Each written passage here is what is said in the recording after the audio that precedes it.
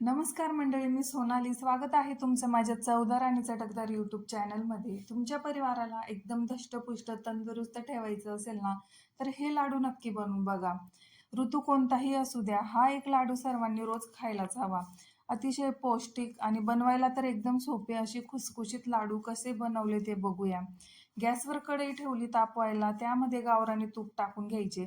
मी इथे 500 ग्रॅम काजू घेतले. ते तुपामध्ये मंद आचेवर सोनेरी रंगावर तळून घ्यायचे. त्यानंतर 500 ग्रॅम बदाम घ्यायचे. ते पण सोनेरी रंग येईस्तोवर तळून घ्यायचे. त्यानंतर 50 ग्रॅम अक्रोड घ्यायचे.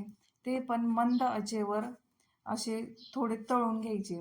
त्यानंतर घेतले इथे 500 ग्रॅम भोपळ्याच्या बिया. यांना पंपकिन सीड्स पण म्हणतात. त्या पण थोड्या तळून घ्यायच्या.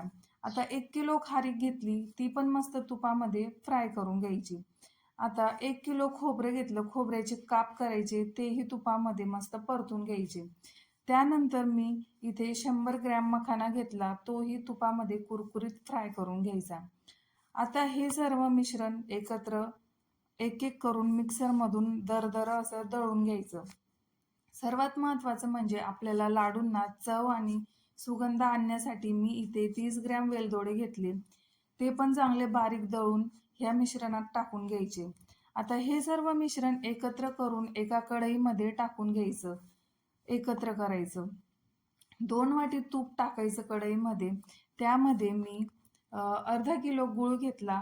तो फक्त असा तुपामध्ये वितळून घ्यायचा. त्याला आपण जास्त पाक कडक करायचा नाही. कारण की लाडू कडक होऊन जातात. म्हणून गूळ नुसता वितळून घेतला आणि तो लाडूंच्या मिश्रणामध्ये ओतून घ्यायचा. आता हे मिश्रण मस्त असं एकत्र करून असे खुसखुशीत लाडू वळून तयार करून घ्यायचे. मस्त असे सुपर टेस्टी लाडू बनवून तयार होतात. रेसिपी कशी वाटली मला कमेंट करून नक्की सांगा आणि अशा नवनवीन रेसिपींसाठी माझ्या चॅनलला सबस्क्राईब करा. धन्यवाद.